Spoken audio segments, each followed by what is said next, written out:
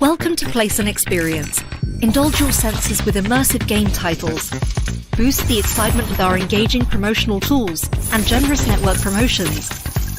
Be in control with XI Viewport Management Tool and experience seamless gameplay powered by X Platform. Enjoy Place and Experience as our partners do in over 20 regulated markets. And get ready to go big. Big play is on. Placent. Well, there you have it. And let me say right at the top of the show, thank you very much to Playson for supporting us and keeping us coming back here every week. Although I say every week, I wasn't here last week, but the one man who was is my partner in crime, the one and only Mr. Nico Jansen, and he's back with us today. Nico, the dynamic duo is back in action. How are you, brother? Yeah, so as of now, it's the next-gen dynamic duo. So the old-school dynamic duo has delivered last week, but we are the next-gen dynamic duo. So welcome to the show, each and everybody. Looking forward to your comments in the chat. Looking forward to each and everybody challenging us. And as done so often, we will just update you on the latest and greatest and discuss each and everything you are desperately looking for within my man, Connor Mull here. Connor, how are you, my friend?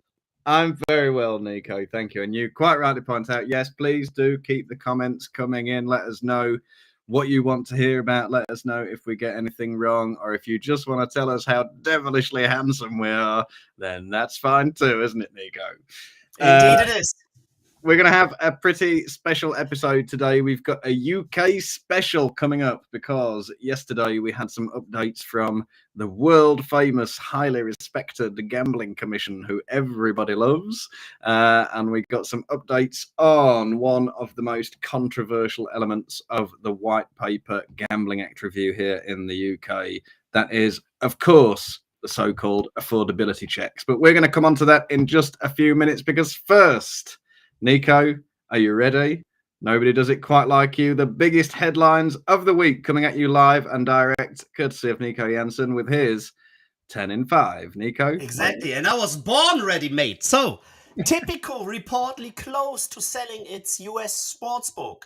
The sports betting and online casino provider Typical is about to sell its proprietary US-facing sports betting platform, according to a report in the Earnings and More newsletter. The Typical sportsbook platform is a standalone product in the US that is separate from the Malta-based company European Operations. And needless to say, the founders are from Germany, Karlsruhe, which is highly respected. Each and everybody knows Karlsruhe, or if you don't mind. So, this isn't the first time that reports have touted a sale of Typical sportsbook. Back in June 2022, sports merchandise company Fanatics was said to be in discussion to acquire the sportsbook operation. As of now, it's suggested that MGM Resorts is a likely buyer. And why? Because Typical owns the software, and MGM just wants to get rid of their deal with Kambi. So, an update on the tracking Otani's stolen money directly connects the X interpreter to a Knicks illegal gambling ring. So, baseball is knocking the door, and the question of how connected the Ipai Misura, Scott Sibella, and Wayne Knicks illegal gambling cases are answered on Tuesday, the 30th. So, just Tuesday, 2 days ago. Misura's gambling debts payment were washed through the resorts, World Las Vegas and Pechanga casinos, by an illegal bookmaker in the Knicks gambling ring, which is directly linking the three cases. And Misura, who is the baseball star Shohei Otani's former interpreter, bet with an illegal bookie who was part of that ring. And Misuhara allegedly stole $16 million from Otani and racked up $40 million in gambling debts. So, it's quite interesting, and I'm pretty sure it's not the last time we will hear about that topic. There are some conspiracy going on, but for sure it's quite interesting as an interpreter is able to turn on debts of $40 million, which will not happen in the UK with the new and upcoming affordability checks. This one is for sure.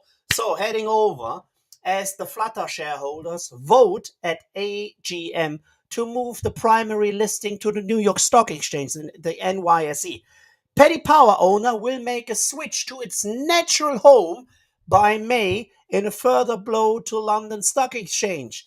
And investors at its annual meeting on Wednesday voted 89% in favor of the gambling company making the switch from the London Stock Exchange to New York. And guess what? Why do they actually do it? First of all, the US is the land of opportunity, but on a different note, in the US, valuation and executive pay can be higher. Maybe that's also a driving force. We don't know, but we will see.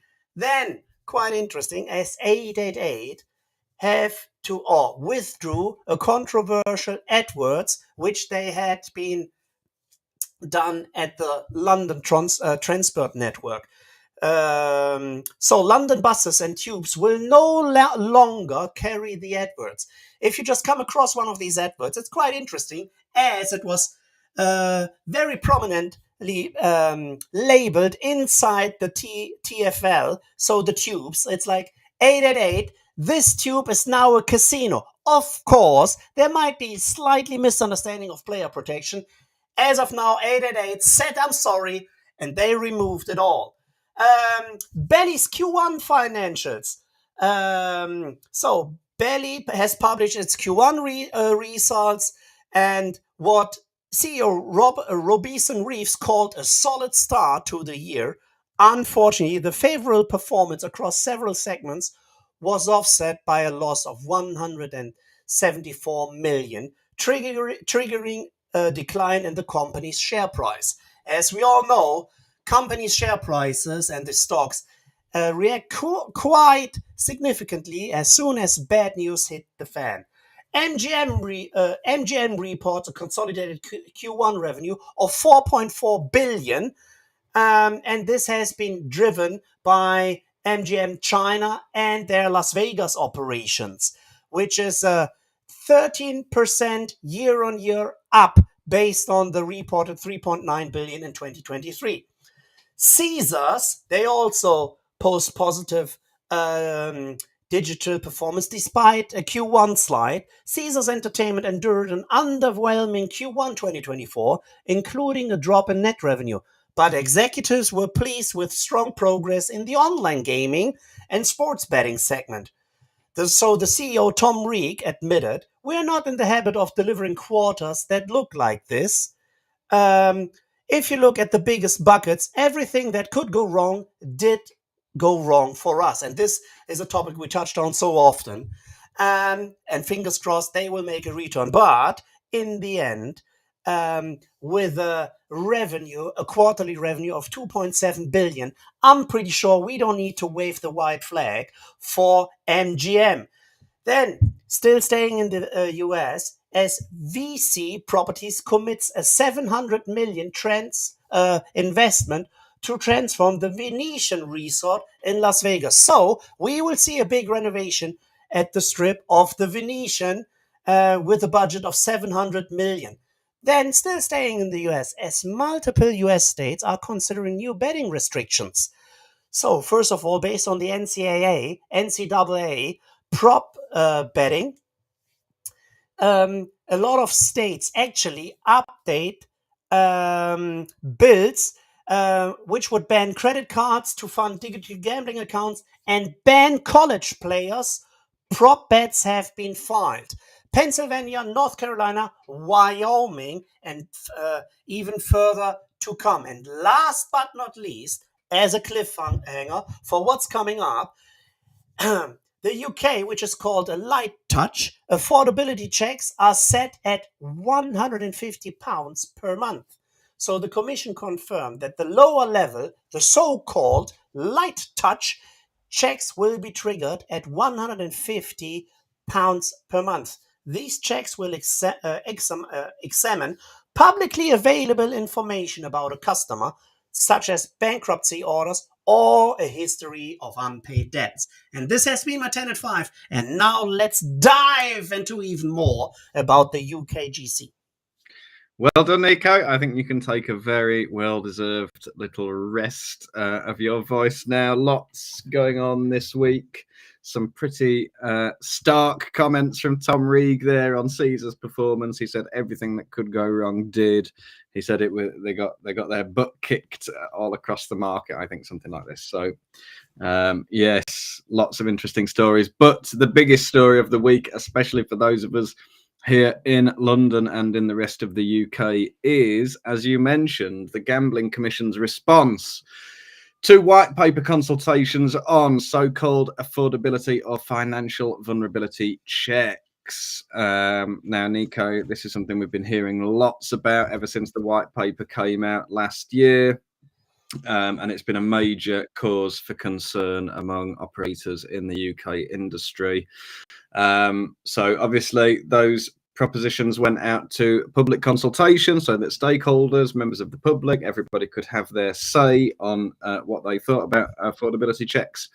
And the Gambling Commission has gathered all those responses and now issued its response to the consultation. So yes, it confirmed, as you said, that light touch frictionless checks will be triggered at £150 per month in gambling spend. I believe, Nico, that's net deposits. So if you deposit £100 and win 500 and then gamble all that away again, that's okay because your net deposits are still only £100. So that works out at £5 a day, doesn't it, really? So pretty low levels for the first tier of checks. But I would say, in my experience, probably most gamblers in the UK are very casual, just like me. They probably deposit less than £150 a month. I know I do most months. Maybe if there's a lot of racing going on, Cheltenham Festival or something, maybe I'll deposit a little bit more than that. But it's not something that most customers will be impacted by, I don't think. Although, of course, regular gamblers will have these checks carried out. But not yet. Because what we should mention is that first and foremost, from August, the thresholds are going to be set at £500 a month, and then they'll be reduced to £150 in February next year. So there's a bit of time for the industry to get used to all this and get a bit of practice, so to speak, at carrying out these checks. But the point is that they really should be totally frictionless. And as you said, Nico, it's going to be sort of credit reference agency information, I think. So if a customer has gone bankrupt or has a history of unpaid debts, then that will probably trigger further investigations to make sure that they're not suffering harm by gambling at that level. Now, that's the first tier, the lower tier of checks. The Gambling Commission has also announced that a trial period, a pilot study, is going to run for 6 months for a higher tier of checks, a more intensive kind of check. And so for 6 months, they're going to do this initial study with, I think, a limited pool of customers to test the functionality of data sharing using techniques like open banking and trying to make sure that all works well. So after the pilot study finishes, the Gambling Commission said it would decide whether to implement the checks on a permanent basis, but it promised it would not implement them permanently until checks are frictionless for the vast majority of customers. And another thing that they mentioned was that none of these checks, no matter which level, the higher level or the lower level, none of the checks will affect customers' credit scores, which I think will be a relief to lots of customers. Now, we've got some more to talk about with the Betting and Gaming Council's interim code. We'll come on to that in just a minute. But Nico, what's your take on all this? £150 a month, low-level checks, pilot study for the higher-level checks. What's your response? So first of all, These 150 light touch information which are collected are based on publicly available information, so it's not like a hidden database. But it will be interesting how the industry, the operators, will deal with it, because they will not be able to access these publicly available information as usually. The operations, it's a quite sophisticated IT system, and they are and I know they are not looking forward, but they need to get this information by service provider like the ID Nows of this world, and they will provide these information. So as soon as you're hitting, and that's totally correct, it's 150 net deposit per month. As soon as you just hit that barrier, these checks will be ongoing in the background. We've seen this in Germany as well.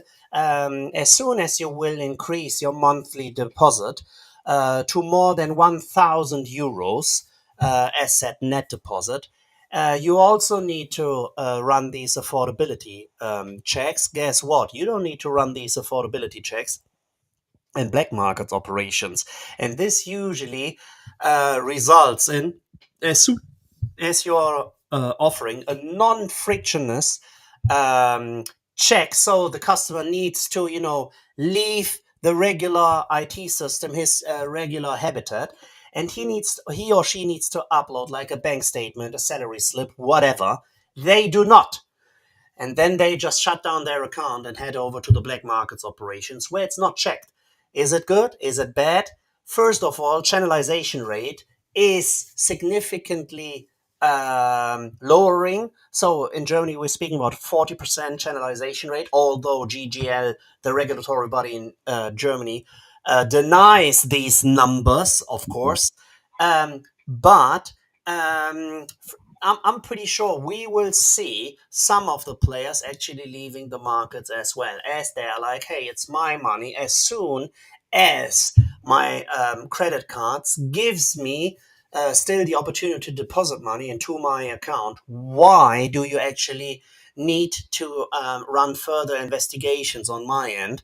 Of course, it's still stigmatized. As soon as it comes to gaming and gambling, it's all the bad people ripping off customers. First of all, non-gaming operator forces anyone to deposit any money anywhere. So in the iGaming space, gaming always and only happens on a money on account basis. So if you don't have money on your account, you can't gamble. Pretty simple.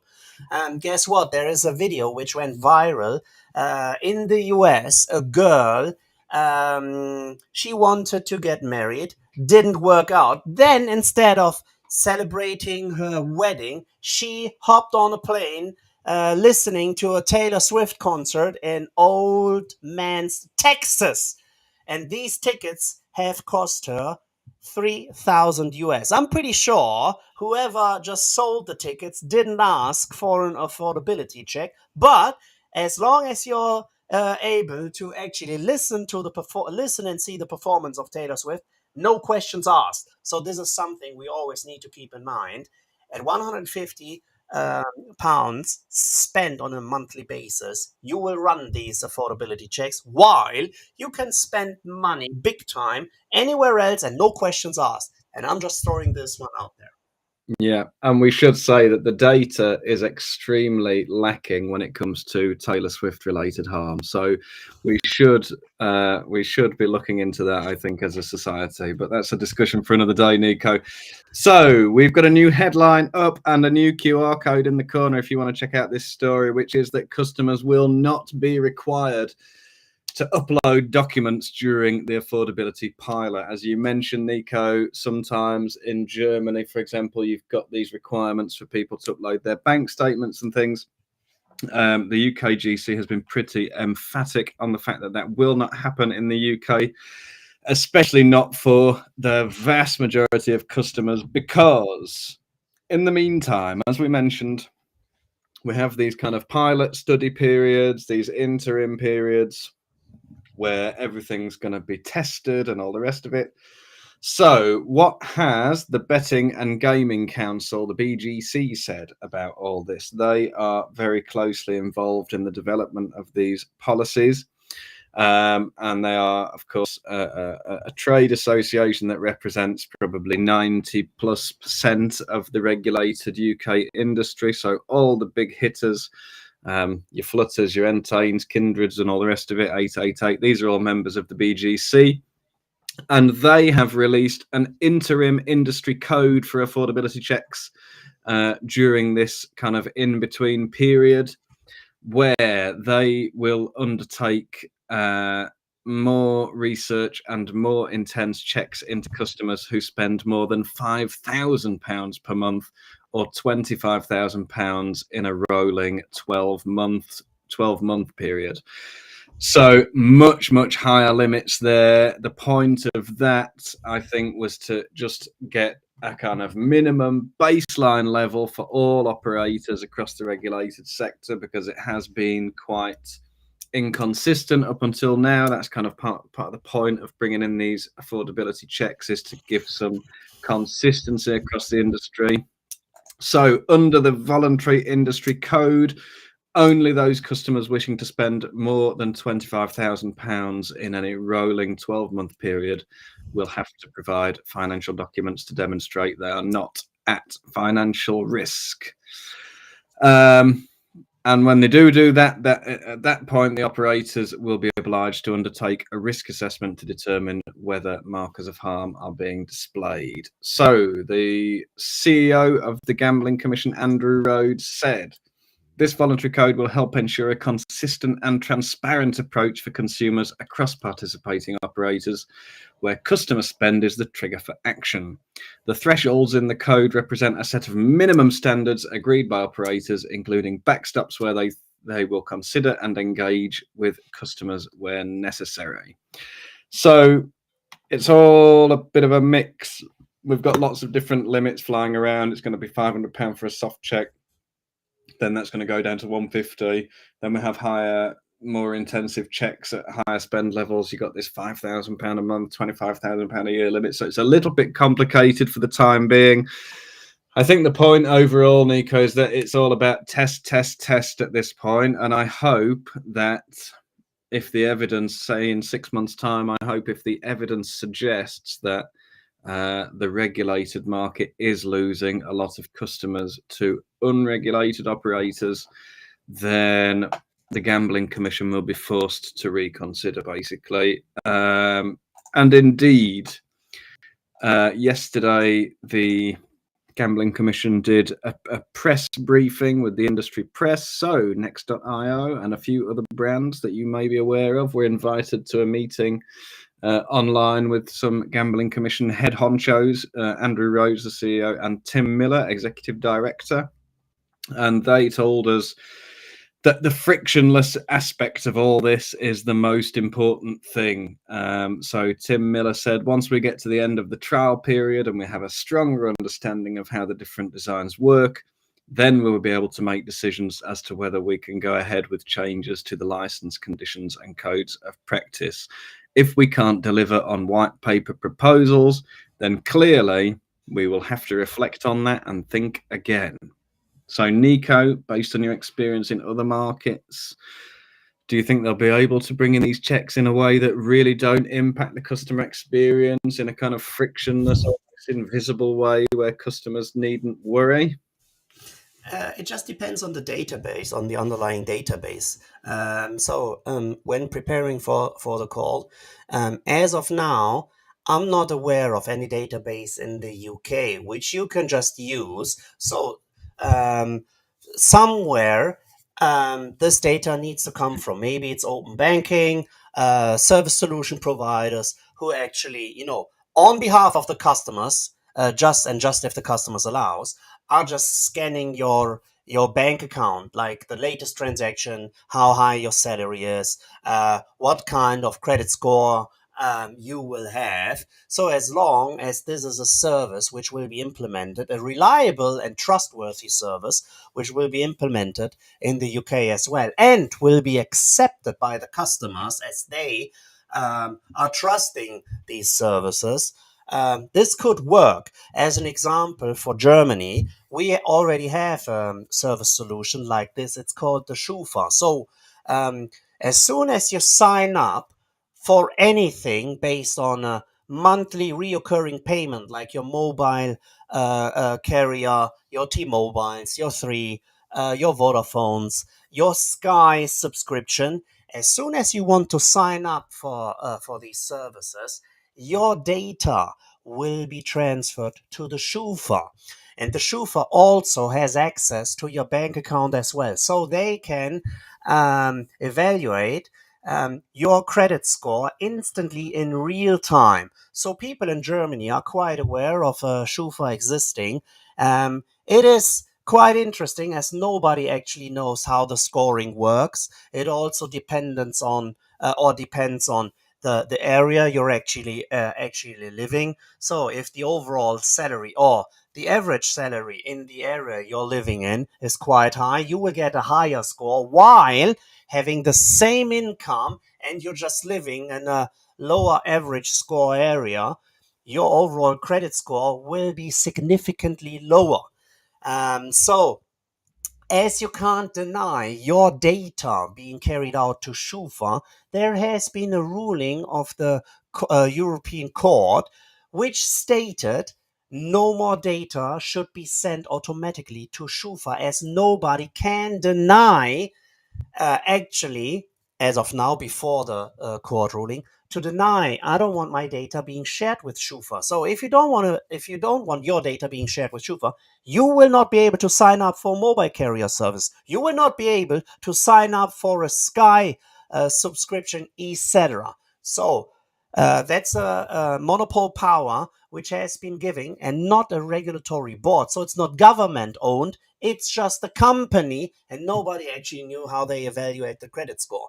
So this happened in Germany. As said, that's the database which each and everybody could use in Germany, and I'm pretty sure, or it will be quite interesting which kind of database they will use in the UK. As said, open banking, there are several solutions with logging into your bank account as well. And it's all based on trust. And if we can, or if they will be able to establish that trust, I'm pretty sure it will work. Yeah, there you go. Interesting comparison with Germany. I think it will be open banking based in all likelihood.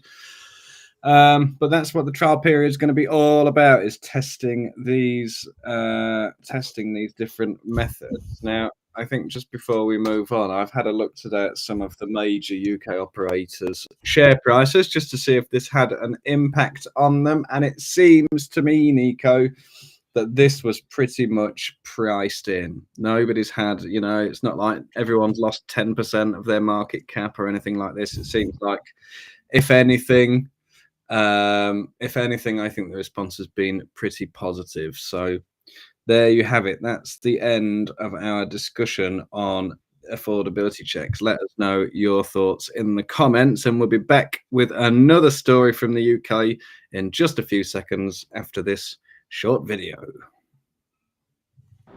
Tens of thousands of games, hundreds of studios, dozens of hub market partners, an industry-leading hub wallet, and just one API. Hub 88 is connecting businesses to a world of limitless content where the possibilities are endless. Hub 88. Well, there you go. And thank you to Hub 88 for your support and for keeping us coming back every single week. Now, Nico, I think you have another story for us all about the potential for the creation of a gambling ombudsman in the UK. What's been going on there?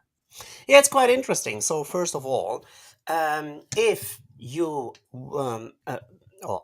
let me restart this one and rephrase it as well. So if you're facing an issue with an operator, like, okay, you just signed up for a bonus program, or you have the feeling that you should have won the bet, or that something was going on in the slots or whatever, you can file a complaint. As of now, if I'm not mistaken, and correct me if I'm wrong, in the UK, these complaints can be handed in to a regulatory body. And of course, this regulatory body needs to deal with quite a lot of these quite a lot of these complaints. And we are speaking about 2,000 complaints on a yearly basis as of now. And it's the resolution providers which are currently registered for the UK Gambling Commission, the UKGC. And as of now, and based on the latest also court rulings anywhere else, I'm speaking about Denmark, Malta, Germany, etc., they are planning to come up with a solution of an ombudsman. So an ombudsman is someone, a third party, where you can file a complaint, and then this ombudsman is collecting all the data to actually value, okay, what was going on, what was the bet, how was the bet settled, etc. So the ombudsman is gaining all the information, and then this ombudsman will get in touch with the operator and try to resolve this overall issue. The most often related issues are social responsibility breaches, gambling harm, and safer gambling. So this is where it's actually government, and the government said that the new ombudsman would be up and running within 1 year. However, so far there has been no significant progress, and the UK Dispute Resolution Service, which is the independent betting adjudication, Adjudication. you know it way better. Shortly, IBAS. I'm just dealing with the Twitter handles.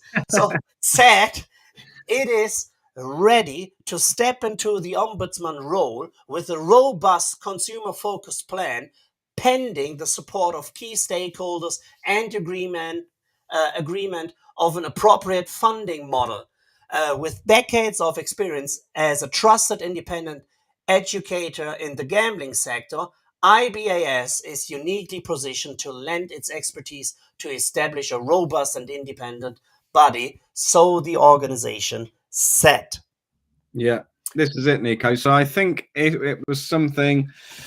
This has been a discussion in the UK for a while now, but it was also something that was included in the government white paper last year. So when they published the white paper, as well as all this stuff about affordability checks and stake limits and all the rest of it, the establishment of a gambling ombudsman was one of the promises they made.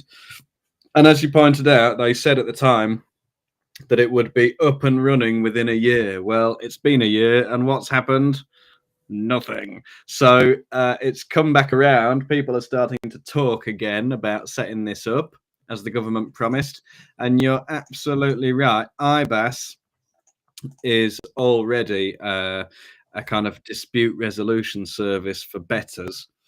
And basically they're throwing their hat in the ring and saying, well, if there's going to be an officially government sanctioned ombudsman, because right now IBAS is an independent organization, they're saying if the government's going to sanction anyone to do it, it should be us. All we need is the right funding in place and the right agreement, and we can make it work. But it kind of comes about, I think that, there's two different lines of complaint that seem to come in for operators. One of them is what you mentioned, Nico, which is perhaps, maybe you put on a bet at outrageous odds and it comes in, and therefore the operator decides it doesn't want to pay out and sees if it can get away with not giving you the prize. In which case, a service like IBAS is probably the right route to go down to get that money recovered. But the other kind of complaint is people who, as we've seen in I think Sweden and in Malta, as you mentioned, people saying, no, I was experiencing gambling harm at this time. I had a gambling addiction, and the company in question was encouraging me to carry on gambling. That was an irresponsible and harmful practice, and therefore I should be able to recover the funds that I lost during that time. And these cases across Europe have gone both ways in different circumstances. There was a famous case with Per Holknecht, who is an entrepreneur. Is he a Swedish entrepreneur, I think, who had a gambling problem, and I think he was his funds were recovered eventually, and then we had a case. Was it a Dutch court a couple of weeks ago? There was a couple of brands, I think an Entain brand and a Flutter brand, were both ordered to repay customer losses that were suffered at a time when the customers were suffering gambling harm. And I think these new calls to create an ombudsman in the UK are an attempt to kind of put a more formal process in place for all this. So, it's another one of those things that's very much customer focused. It's all about reducing harm, I suppose, and trying to make the industry fairer for consumers. So it's certainly one to watch. Again, nothing's really happened here, but it's just that's exactly the point that people are making. They're saying, well, it's been a year, nothing's happened. There's going to be more and more cases of players trying to, sue operators to recover their winnings in the next few years. So we need to be ready for that. And that's why they're calling for the creation of an ombudsman. Is there anything like this in the markets you're familiar with, Nico? There isn't one in Germany, right? No, there isn't one in Germany, and so it's mandatory in Malta. So every MGA license operator, they need to have an ombudsman in place already. So the thing is, what's the beauty of an ombudsman? It's pretty simple. So an ombudsman, it's two parties actually filing a complaint. One party initiating the complaint, the ombudsman being in the middle, and the other party just delivering their information as well. And then the ombudsman just decides in favor of either party A or party B. And then this complaint is solved, but in private. So as soon, and that's, as said, the beauty of the ombudsman, whenever something is solved and filed, either party A wins, party B wins, or both party wins, will be winning without losing their face. As soon as these things actually hit a court, like we've seen in the Netherlands, like we've seen in Germany as well, this is public information. So each and everybody can look up, as you already mentioned, Flutter and Tain in the Netherlands, Betano, which is one in Germany as of now. And today, there should have been a hearing in the highest court of Germany, the Bundesgerichtshof, just regarding these issues, because it's an ongoing fight for law in Germany since several years, where players can actually claim back their losses at least 5 years.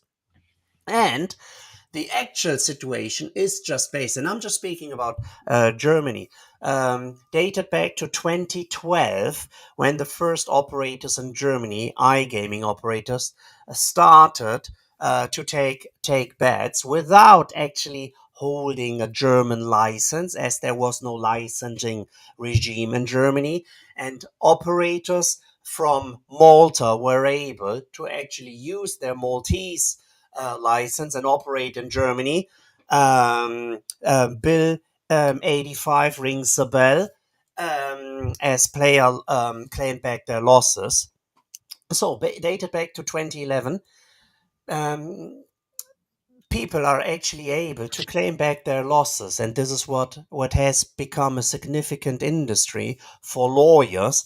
And nearly 75% of all complaints actually taken to court are decided in the favor of the player. Only 25% of all the player claims are then decided in the favor of the operator. So what do the players actually claim and do?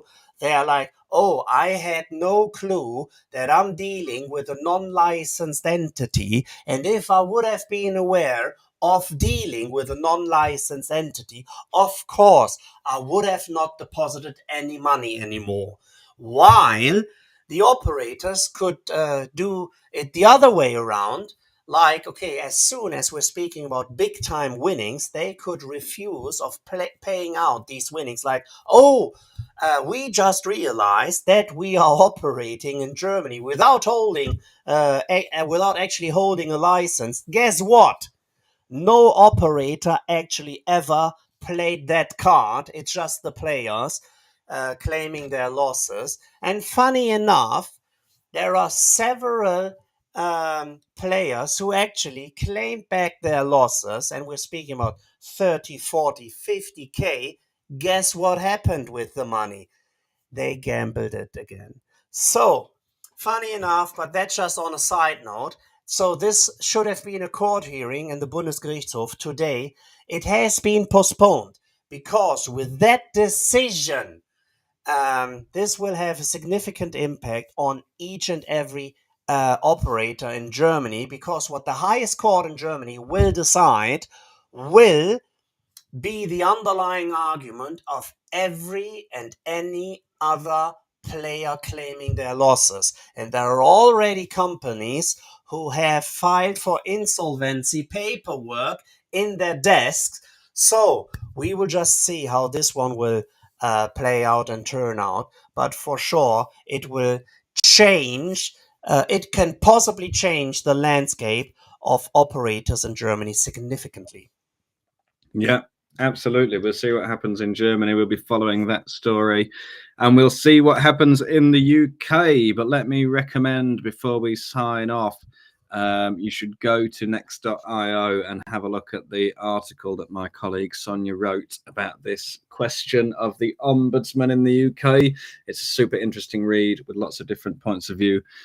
So I definitely recommend that. But now I think, Nico, the time for us is up. So, excuse me, let me say thank you to Playson and to Hub 88 for keeping us coming back every week. Thank you to everybody in the audience. And Nico, most importantly, thank you very much for being here with me to do this every single week. Yeah, wouldn't want to miss it. Wouldn't want to miss it. It's my highlight of the day. And thank you to you as well. Thank you to the audience. Either listening to us while we are being live or listening to the podcast.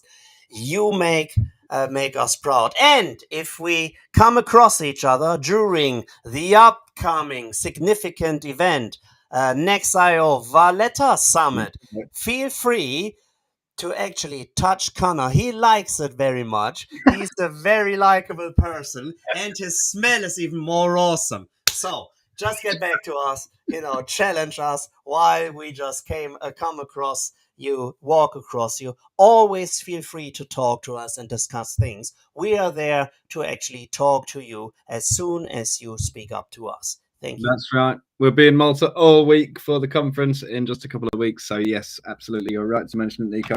Please come and say hello and talk about the biggest headlines of the week with us once again. Well, there you have it, ladies and gents.